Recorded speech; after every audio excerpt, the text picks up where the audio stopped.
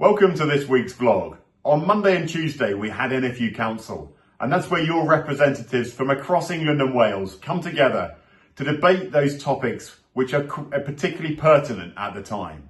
Now clearly inheritance tax is one of those policies which we've got to continue working on.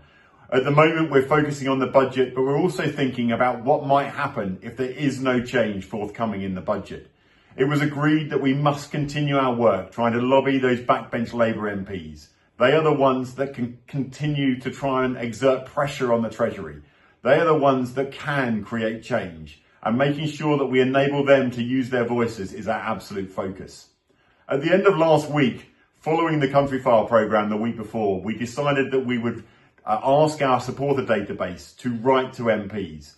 Over 8,000 letters have now gone in from members of the public to over 640 different MPs, raising concerns about the inheritance tax policy and asking them to lobby government. So thank you to everyone that's been involved with that. We are continuing to focus on the budget, and this week it was Treasury questions in Parliament on Tuesday. MPs from all sides of the House raised challenges around the inheritance tax proposals, but it was fantastic to see that 3 Labour MPs raised their voices for the first time publicly in this debate. Now that is down to the lobbying of you, members in their constituencies, to help them understand why this is such a pernicious tax and why they must fight to try and create change so that it doesn't have the devastating impact that it can do. If we're not successful on November the 26th, then we'll continue to look at ways to try and amend the finance bill as it goes through the House. Our legal team are ready to draft amendments for any MPs that are hoping to try and change the bill at the 11th hour. So thank you for the continued support. We know how passionately many of you feel on this topic, and we will continue to do everything we can and use the full weight of the NFU and our professional staff to try and create that change. The other topics that were discussed in the community sessions at Council were the Employment Rights Bill, which is proposing to give all workers day one rights and will have an impact on everybody who is employing anybody. And so it's really important that members are kept up to date with what's happening there. The EU reset and the negotiations that are going on around the SPS agreement, and where we'd like to try and create the carve-outs, particularly around access to gene editing, which is something that we've been pushing for ever since the withdrawal of the EU, and we mustn't lose access to that technology. And then the review of water regulations, which is taking place at the moment, could have a real impact.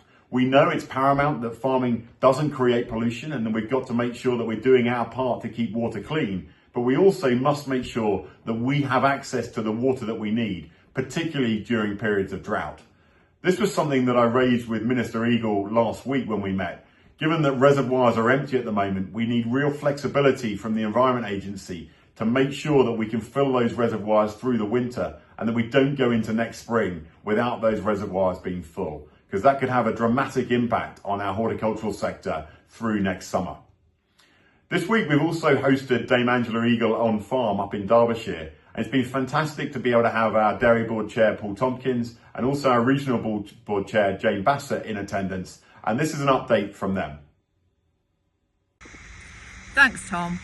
We've been absolutely delighted to welcome Minister Eagle to the farm here on Derbyshire, a dairy farm hosted by the Alton family.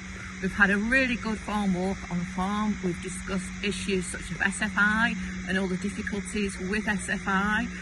Also, we've had the opportunity to talk about TB and the refresh of policy on TB, and of course the impact of TB on farms here and further. And we've also discussed about air quality and the air strategy policies. So she's had a really in-depth look at all what's happened on the farm here.